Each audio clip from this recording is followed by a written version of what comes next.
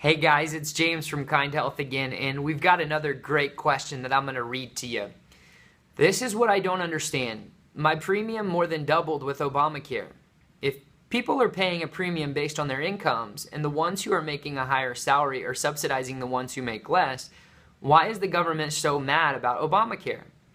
Aren't those people paying for it? If you could answer this, I will kiss you. So that's a great question and a fun motive. So I'm going to see if I can answer that question and get my colleague that promised kiss. So first I want to say that there's a few misconceptions buried in this question or set of questions itself. And I read it out loud, and this isn't to embarrass the reader by any means or the writer by any means, but rather I think a lot of people are still confused about how insurance works, and I want to clear up those misconceptions as well as break it into a few key parts, because there's basically three topics lined up in this question. So I'm going to break them up as follows. She mentioned my premium doubled, so I'm going to talk about the rising cost in premiums. She also mentioned subsidizing the ones who make less or lower salaries, so I'm going to call that how subsidies work. And the next one is, why is the government so mad about Obamacare?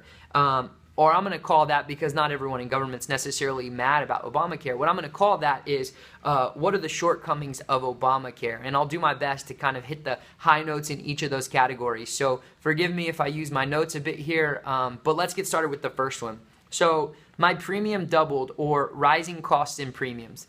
If your premium doubled under Obamacare, it's likely that you're pretty young, or you work at an organization or office or company that has a group plan, and most of the people on that group plan were fairly young. So in the past, what insurance companies were able to do is take age and then claim history, how often you've been to the doctor and made medical claims on your insurance in the past, and decided, hey, if you have low claim rates, whether you're on a group or an individual, and you're fairly young, then we consider you low risk, and so we're not going to charge you very much for your premiums. Conversely, though, if you were older and you had frequent medical bills and medication, and you had a higher claim rate in the past, or what we call a pre-existing condition, then insurance companies would charge you more, because you're basically higher risk in that sense. They would be able to forecast, I'm going to spend a lot of money there, so I'm going to charge a lot of money on the front end.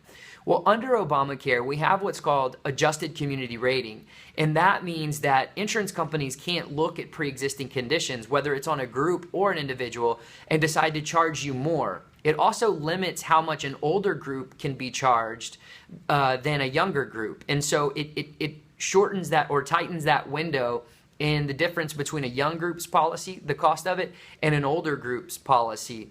And so the focus there was to shift how you determine cost and price towards geography. You do have age as a factor, but again, it's limited. So they wanted to shift it to geography, age, and whether or not you use tobacco products, rather than someone with a pre-existing condition in some ways being discriminated against. So again, if your premiums more than doubled under Obamacare, it's likely that you're fairly young, and the reason why was to get younger people paying into the system to balance those scales of what the older group would be charged, or someone with prior medical conditions would be charged. They're now balancing that based on geography and age. So I hope that makes sense on that part.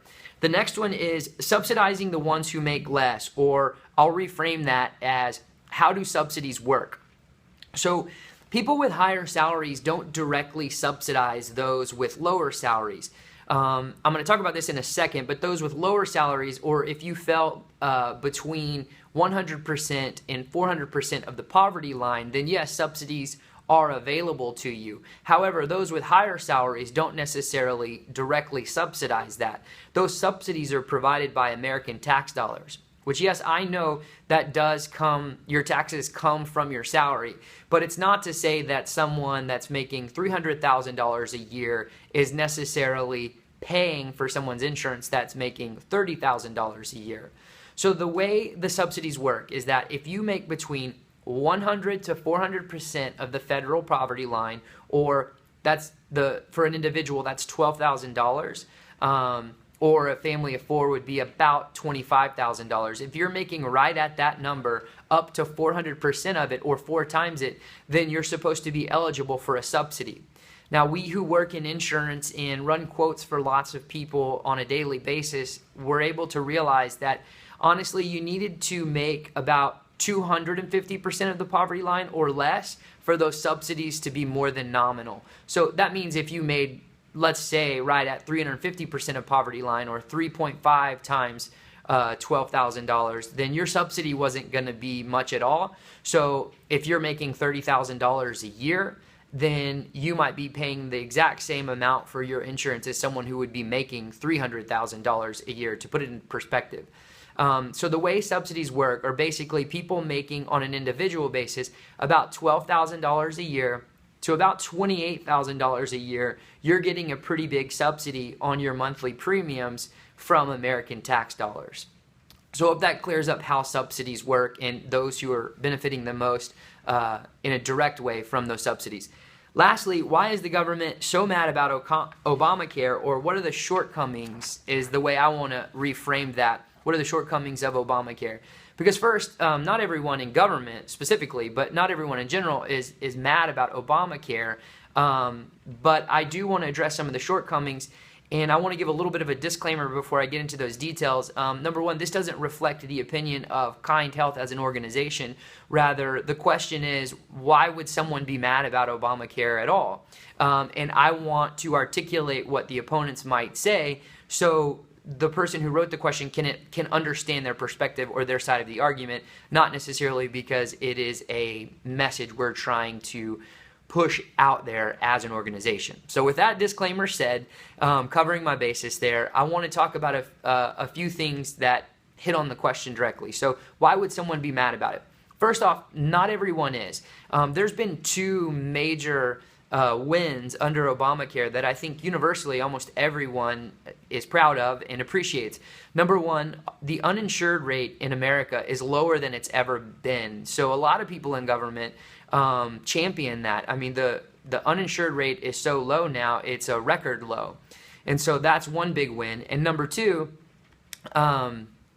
the guarantee issue has been a big win. What that translates to is that someone who's had cancer in the past can actually sign up for health insurance and not be denied now. And that's a huge win. I think it'd be hard for anyone to be disgruntled about that factor itself. But what could they be disgruntled with? I think it comes down to three key factors.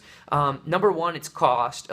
Almost always on large programs, cost is going to be the number one frustration for whether you're a taxpayer or whether you're individually contributing.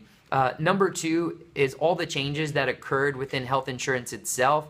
And then I would say number three, the individual mandate. These are the most often cited reasons for 50% of Americans being dissatisfied with Obamacare. So let's touch on each of them. Cost. Number one, what does health insurance itself actually pay for? And I'm not being tricky with that question. Think about it. When you pay your premiums to the insurance company, they pay for your medical bills, your health care itself. So as long as the cost of health care is still rising, the cost of insurance is going to continue to rise. So again, the cost of healthcare is really high right now, and it's continuing to rise. And so a lot of people are still frustrated because there's so much cost going into insurance, which again, insuring everyone is a win, but it just means that now that you have insurance, that insurance has to go pay for something that's still rising. So as long as costs are rising, people are often frustrated. The second part I wanted to touch on are the changes that are occurring within insurance because of the new laws. We saw not only changes in the structure, the way plans are structured. So let's take a bronze plan, for example. That's going to have a much lower month-to-month premium. So someone who's out shopping saying, hey, I have a tight monthly budget, I want the cheapest available plan, they might select the bronze plan, but they're going to find that their deductible is really high and that their out-of-pocket maximum could be up to $6,850.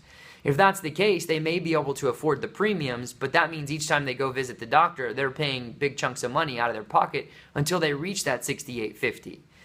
That was somewhat of a change. Another change are the networks themselves. Some doctors would actually choose to not participate within plans that are often offered on exchange. And in the doctor's defense, some of them felt like the grace period for premium payments would be to make them too vulnerable, And so they just chose not to participate in those plans because they didn't want to find that someone could come to their office, receive care.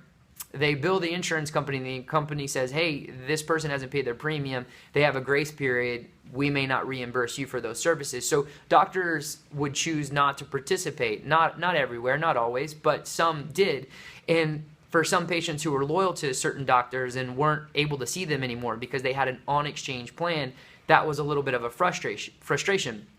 And then lastly, we in Texas specifically, we all but saw PPOs disappear from the individual market. Now, there are a few left and only in certain and key areas, but generally speaking, we almost saw the PPO disappear from the Texas market. And so a lot of individuals had to pick and choose their doctors based on a network rather than being able to keep, let's say, 3 or 4 doctors that they were all loyal to. I worked with families who the child would have a pediatrician that they were used to going to, and the mom had an OBGYN she wanted to see, and the doctor had his family medicine doctor he wanted to see, and maybe not all 3 would be in a network. In a PPO, that would often occur, but under an HMO, that wouldn't. And so when we saw the networks change, doctors maybe not participate within those networks, price changes, and the structure of the plans themselves change, a lot of people become disgruntled with it, and that's something that's often cited or voiced by those who oppose it. And then lastly, I would say the individual mandate is something that I've heard a lot about as I talk to clients all over the U.S.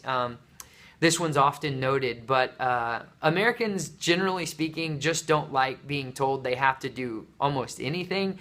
So when you have the government saying that you have to buy into health insurance, you do have the freedom to choose who you buy it from, but you do not have the choice whether or not you buy it.